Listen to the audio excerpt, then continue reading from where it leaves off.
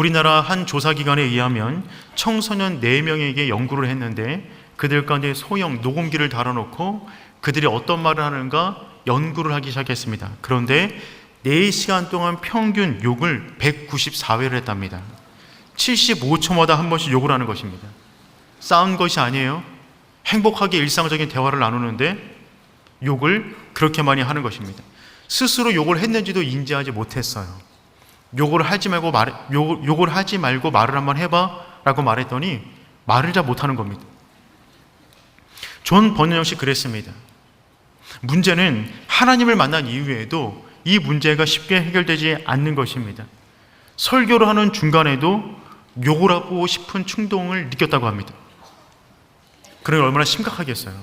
이 문제 때문에 몸부림치며 몸을 알아가면서 하나님께 매달렸다고 합니다. 물론 이후에는 이 부분을 극복했지만 존 버년이라는 목사님 역시 삶에 어려움이 있었다는 것이죠. 아브라함 역시 마찬가지입니다. 참 좋은 사람이고 믿음의 참 좋은 모델이 될 수 있는데 그에게도 여전히 고쳐지지 않는 삶의 문제가 있었어요. 그래서 오늘 본문의 말씀을 대할 때 우리로 하여금 어리둥절하게 만듭니다. 사실 저는 오늘 본문의 말씀을 설교하지 않으려고 했습니다. 20장이 아닌 21장으로 건너뛰기를 원했어요. 왜냐하면 오늘 본문의 내용은요, 창세기 12장에서 아브라함이 처음 믿음의 길을 출발했을 때 겪었던 실수와 동일한 실수의 내용이기 때문에 그렇습니다. 동일한 실수의 내용이 이제 다음 주면 이삭이 태어나는데 그 앞에 동일한 실수를 지금 반복하고 있는 거예요. 사람은 누구나 실패를 합니다. 다만 실패를 대하는 자세만큼은 실패해서는 안 됩니다. 사람은 누구나 넘어지지만 넘어지는 문제를 대하는 그 태도만큼은 넘어져서는 안 됩니다. 실패를 통하여 성장해 가야 되는 것이죠. 실패를 통하여 또 다른 반복적인 실패를 거듭한다면 그것은 실패를 낭비하는 겁니다. 아브라함은 24년 전 갈대아 우르를 떠나면서 믿음의 길을 출발했는데 그때 겪었던 삶의 문제를 동일하게 24년 후에 또 한 번 겪게 되는 겁니다. 그래서 이 본문을 볼 때마다 도대체 왜 이럴까? 이런 마음이 올라오는 거예요. 그런데 우리가 성경을 보다가 다루기 힘든 본문을 만날 때마다 그것을 뛰어넘는 것이 아니라 그때마다 하나님께서 우리에게 주실 분명한 메시지가 있다는 믿음을 가지고 오늘 이 말씀을 준비하게 되었습니다. 한번 본문 속으로 들어가 보도록 하겠습니다. 우리 1절 말씀 함께 읽어봅니다. 아브라함이 거기서 네게부 땅으로 옮겨가 가데스와 술 사이 그랄에 거주하며, 여기 보니까 거기서 출발하게 되는데 이곳은 헤브론을 말하는 것입니다. 아브라함은 지난 20년 동안 헤브론에 머물러 있었습니다. 그곳에 하나님을 향한 제단을 쌓고 하나님과 교제하며 경건하게 살았어요. 아브라함의 인생 가운데 가장 평안한 시기는 전부 다 헤브론 땅에 있었을 때 겪었던 것이었습니다. 그런데 지금 20년 동안 머물렀던 그 땅을 떠나 남쪽으로 움직이기 시작합니다. 그리고 블레셋 땅이 있는 그랄 땅까지 옮겨갑니다. 그렇다면 아브라함은 왜 평안히 잘 살고 있었던 헤브론 땅을 떠난 것일까요? 지도를 한번 보도록 하겠습니다. 헤브론 땅은 어디에 있냐면 소돔과 고모라 맞은편에 있습니다. 소돔과 고모라가 멸망했을 때 아브라함은 그 땅에서 연기가 치솟아 오르는 것을 눈으로 보았어요. 그리고 지금 아브라함은 갑자기 소돔과 고모라 멸망 이후에 밑에 남방의 네게부 지역으로 갔다가 다시금 위쪽으로 올라와 블레셋 땅에 있는 그랄 땅까지 옮겨갔습니다. 아브라함이 왜 소돔과 고모라 멸망 이후에 움직였을까에 대해서 학자들은 여러 가지 많은 말들을 하고 있는데 그 중에 가장 많은 말 중에 하나는 무엇이냐면 소돔과 고모라 성이 멸망당했을 때 그 피해가 너무 커 그 인근 지역까지 전부 다 피해를 본 것입니다. 그래서 양을 키우고 있는 아브라함의 입장에서 목초지가 부족하기 때문에 그 양들을 키우고자 남방으로 갔다가 풀이 마른 블레셋 땅 그랄 지역으로 옮겨 갔다는 것입니다. 하지만 성경상에는 아브라함이 이동한 분명한 이유를 말해주고 있지 않기 때문에 추측을 할 뿐인 거죠. 그런데 분명한 사실은 무엇이냐면 아브라함이 하나님의 제단을 쌓은 곳 헤브론, 그 땅을 20년 동안 살았는데 그 땅에서 나올 만큼 아브라함의 인생 가운데 무언가 두려워할 만한 일이 벌어졌다는 것입니다. 움직이지 않으면 큰일을 겪을 수 있어 라고 하는 불안감, 두려움이 그 안에 자리를 잡았다는 것입니다. 결국 아브라함이 어떤 이유에서인지 간에 움직였다는 말은 무슨 말이냐면 두려움에 의해서 움직였다고 정리를 할 수가 있습니다. 그렇다면 두려움으로 움직이는 아브라함의 인생 가운데 그 두려움이 아브라함의 삶 가운데 어떤 일들을 일으켰을까요? 오늘 세 가지로 한번 살펴보려고 합니다. 첫 번째, 두려움으로 움직이자 그 두려움이 거짓말을 하게 만들었어요. 두려움은 거짓말을 하게 만듭니다. 두려움으로 블레셋 땅 가운데 들어간 아브라함은 자신의 아내를 또다시 누이라고 말을 합니다. 우리 2절 말씀 함께 읽어보겠습니다. 그의 아내 사라를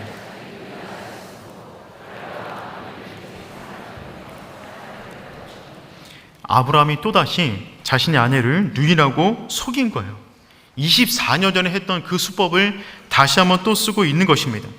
그래서 그랄 왕 아비멜렉이 사람을 보내어 사례를 자신의 궁으로 데리고 갑니다. 여기서 쓰여있는 아비멜렉이라는 이 말은 사람의 이름이 아니라 블레셋 왕의 호칭입니다. 애굽 왕의 호칭이 바로이듯이 블레셋 왕의 호칭은 아비멜렉이 되는 거예요. 그러니 아브라함은 두 번씩이나 자신의 아내를 다른 남자에게 넘기려고 했던 것입니다. 한 번 넘어지면 그것을 실수라고 합니다. 그런데 두 번 이상 넘어지면 실수라고 하지 않고 실력이라고 하는 것입니다. 여러분 생각해 보시길 바랍니다. 아브라함과 롯 중에 누가 더 나쁜 사람일까요? 자신의 두 딸을 다른 남자에게 넘기려고 했던 롯이 더 나쁜 사람일까요? 아니면 자신의 아내를 두 번이나 다른 남자에게 넘기려고 했던 아브라함이 더 나쁜 사람일까요? 저는 답을 못 내리겠습니다. 물론 아브라함도 할 말은 있었어요. 나중에 이 사실이 발각되어지자 아브라함이 다음처럼 변명합니다. 12절 말씀 읽어보겠습니다. 또 그는 정말로 나의 이복 누이로서 내 아내가 되었습니다. 여러분 이 말도 사실이에요. 사실 사라는 아브라함의 이복 누이였습니다. 고대 사회 가운데 친족 간의 결혼은 일반적인 형태였어요. 그런데 결혼 전에 어떤 관계를 맺었든지 간에 결혼했으면 그 앞에 있는 모든 관계는 사라지고 오직 부부간의 관계만 남는 것이죠. 그러니 이 말은 반쪽짜리 진실입니다. 즉 반은 거짓이 되는 것이죠. 더군다나 더 심각한 것은 아브라함이 다음처럼 한 말 속에서 우리가 발견할 수가 있어요. 우리 13절 말씀 읽어보겠습니다. 하나님이 나를 내 아버지의 집을 떠나 두루 다니게 하실 때에 내가 아내에게 말하기를 이후로 우리의 가는 곳마다 그대는 나를 그대의 오라비라 하라. 이것이 그대가 내게 베풀 은혜라 하였느라. 여기 보십시오. 이후로는 우리가 가는 곳마다 이렇게 하자고 미리 약속했다는 것입니다. 즉 이 말은 어떤 말이냐면 아브라함이 실수한 게 아니라는 말이에요. 오래전부터 계획되어져 있었다는 고백입니다. 그러니 실수라고 한다면 고칠 수가 있잖아요. 하지만 계획된 행동이었다면 고칠 수가 없는 것이죠. 차라리 실수였으면 좋겠어요. 그런데 아브라함은 거짓보다 더 나쁜 자기 합리화에 빠졌어요. 자기 합리화라는 것은 합리적인 거짓말의 또 다른 형태입니다. 두려움의 순간에 자신을 보호하고자 거짓을 전면에 내세우는 것이죠. 사랑하는 성도 여러분, 사탄은 환경을 통하여 우리의 감정을 지배하려고 합니다. 그래서 때로는 환경을 통하여 두려움을 우리 가운데 안겨줍니다. 하지만 두려움 그 자체가 죄는 아니에요. 단순히 감정일 뿐입니다. 그런데 그 두려움에 취하여 우리가 거짓말을 내뱉기 시작하면 그 순간에 거짓에 매이게 됩니다. 두려움 자체가 죄는 아니지만 그 가운데 나오는 거짓말은 죄가 되는 것이며 그 순간에 죄에 묶이게 되고 사탄의 영향력 속으로 들어가게 되는 것이죠. 한 번 내뱉은 거짓말을 또한 증명하기 위하여 자신도 알지 못하는 끝도 없는 거짓말 속으로 자기를 몰아넣는 것입니다. 그러니 사랑하는 성도 여러분, 두려움의 순간에 거짓으로 우리를 보호하는 것이 아니라 진실로, 거룩으로, 말씀으로 우리를 보호할 수 있는 저와 여러분 되기를 축복합니다. 두 번째, 두려움은요, 왜곡된 생각을 만들어 놓았습니다. 두려움은 왜곡된 생각을 만들어 냅니다. 아브라함은 왜 아내를 동생이라고 거짓말을 했을까요? 두려움이 그 안에 왜곡된 부정적인 생각을 만들어 놓았기 때문에 그래요. 아브라함 안에는 진실로 이와 같은 두려움이 있었어요. 우리 11절 말씀 한번 읽어보겠습니다. 아브라함이 이르되 이곳에서는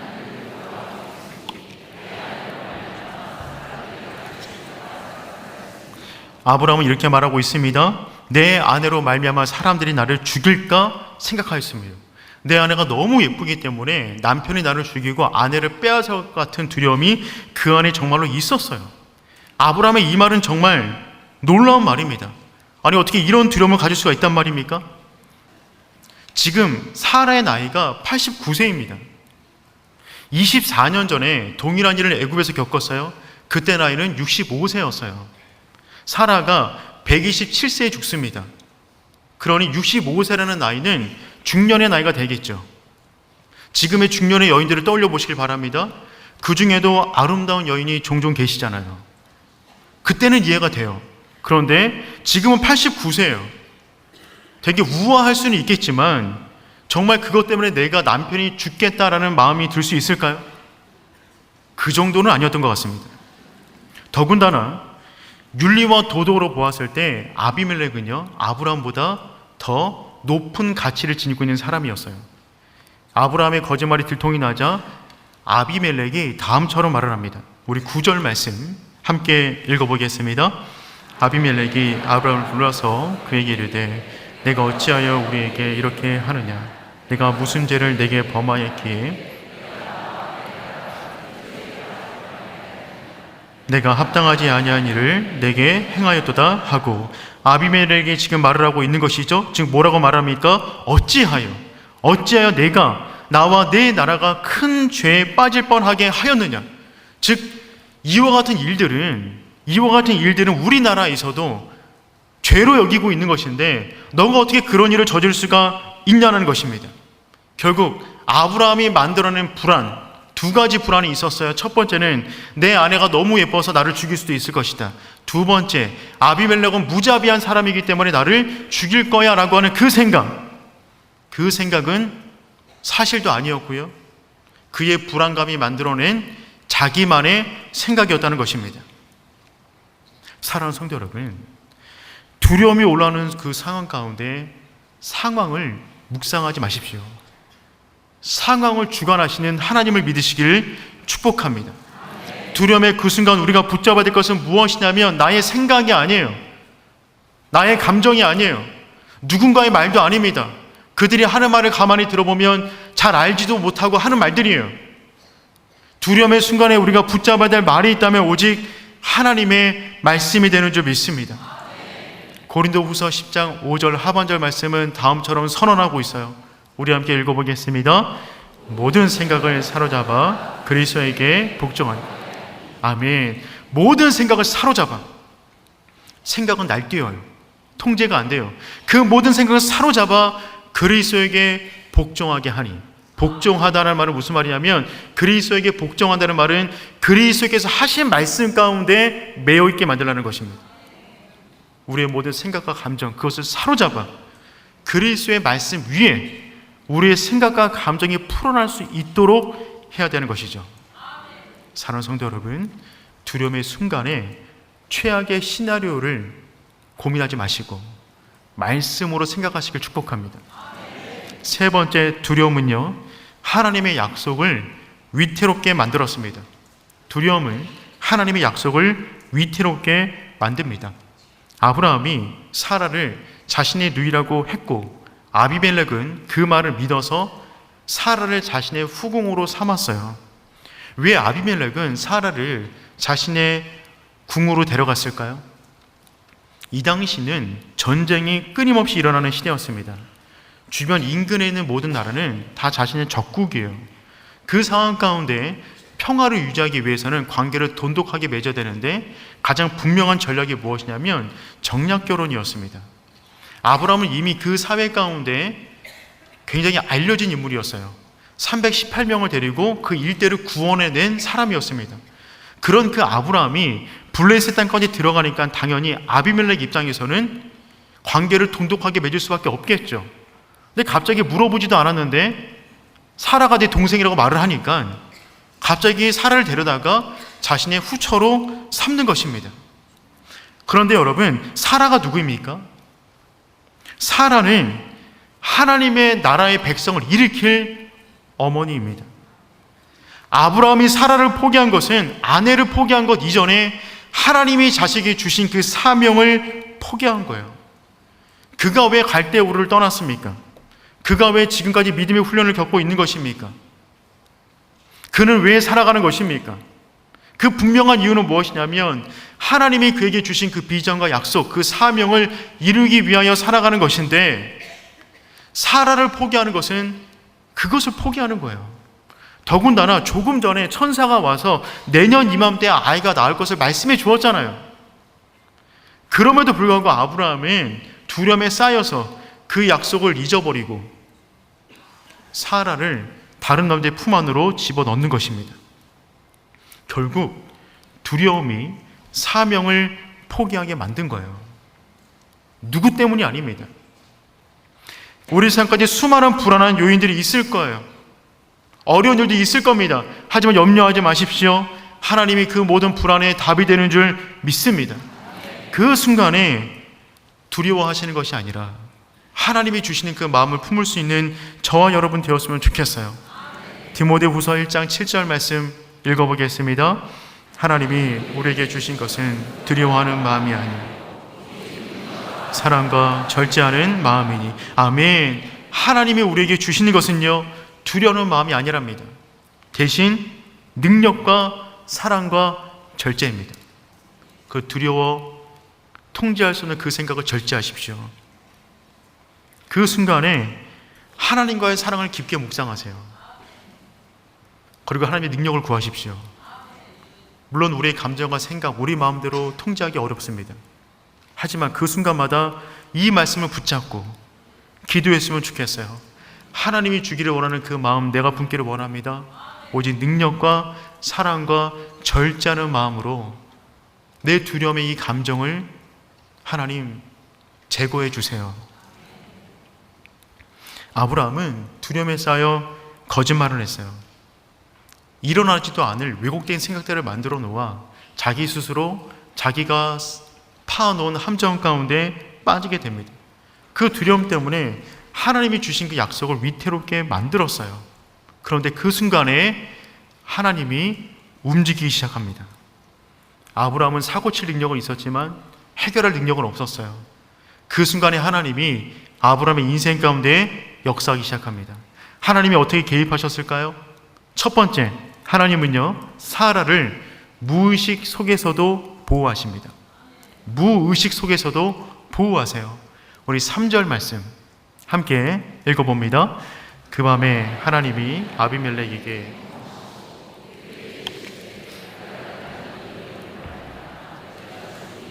그는 내 남편이 있는 여자임이라.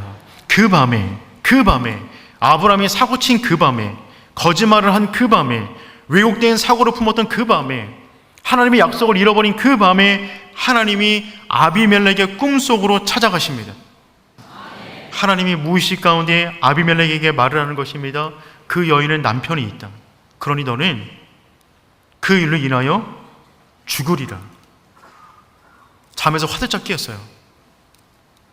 어떻게 보면 이상한 꿈 꾸었네 라고 다시 잠잘 수 있지만 그럴 수가 없었습니다. 아비멜렉의 의식과 무의식은 하나님이 주시는 두려움으로 가득 찼어요. 그래서 아침 일찍 신하들을 부릅니다. 우리 8절 말씀 읽어보겠습니다. 아비멜렉이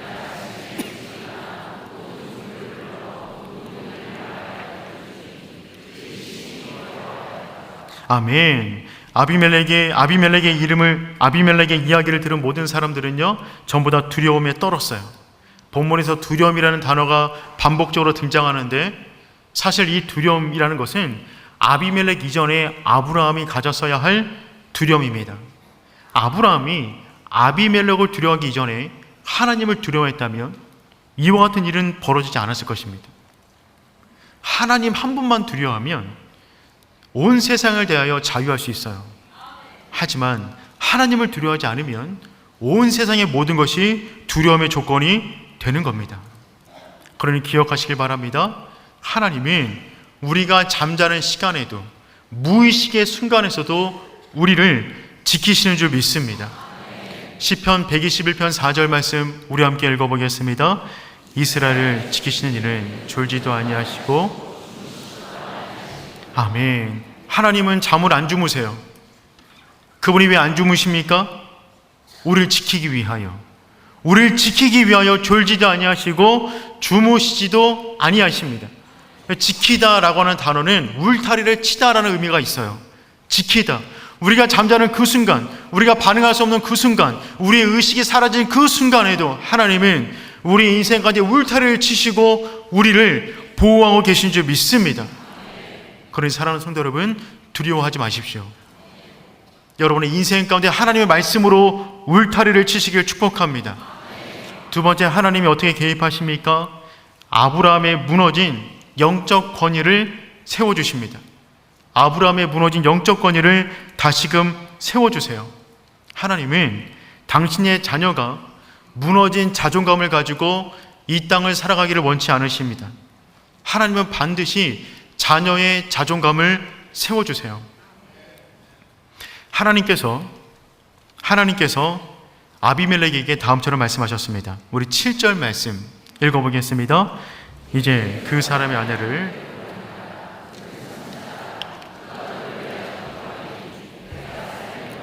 내가 돌려보내지 아니하면 너와 내게 속한 자가 반드시 다 죽을 줄 알지니라. 아멘. 여러분, 지금 하나님께서 아비멜렉에게 말씀하십니다. 그 아내를 다시 아브라함에게 돌려주라. 그리고 이렇게 말을 합니다. 그는 선지자라. 그가 너를 위하여 기도하리니 내가 살리라. 선지자라는 단어가 성경 가운데 처음 등장하는 본문입니다. 그런데 너무나 고귀한 직분인 선지자라는 단어가 등장하는 이 본문이 너무나 볼품없어요. 왜곡된 생각에 빠지고 아내를 넘겨준 그 사람이 선지자다라고 지금 소개하고 있는 것입니다. 아비멜렉의 입장에서 이 사람을 선지자라고 인정할 수 있을까요? 아비멜렉의 입장에서 그에게 기도를 받는 것이 흔쾌할까요? 아비멜렉 입장에서는 이 사람이 선지자가 아니라 저 형편없고 볼품없는 남편은 몽둥이 찜질을 한 다음에 다시는 저런 짓을 못하도록 만들어야 됩니다라고 명령을 내리고 싶은 마음이 들 것이에요. 그런데 하나님은 그 사람이 선지자다. 그가 기도해야만 너가 살 수 있어 라고 말씀하고 계십니다. 이해할 수가 없어요. 그런 사람이 선지자라고요? 그런 사람의 기도가 능력이 있다고요? 그런데 사랑하는 성도 여러분, 믿으시길 바랍니다. 우리의 어떠함으로 기도의 능력이 나가는 것이 아니라 하나님이 우리를 그냥 쓰시는 겁니다. 우리는 그냥 부족하지만 그 순간에 하나님이 쓰기를 원하시는 자의 모습으로 그냥 확성기로 서 있는 거예요. 기도하는 겁니다. 선포하는 겁니다. 자격을 따지지 마십시오. 여러분, 형편 보고 기도하지 마세요. 상황 보고 기도하지 마세요. 하나님 바라보시고 그분이 하기를 원하는 그 기도, 그 당당한 믿음의 인생 살아가는 저와 여러분 되시길 축복합니다.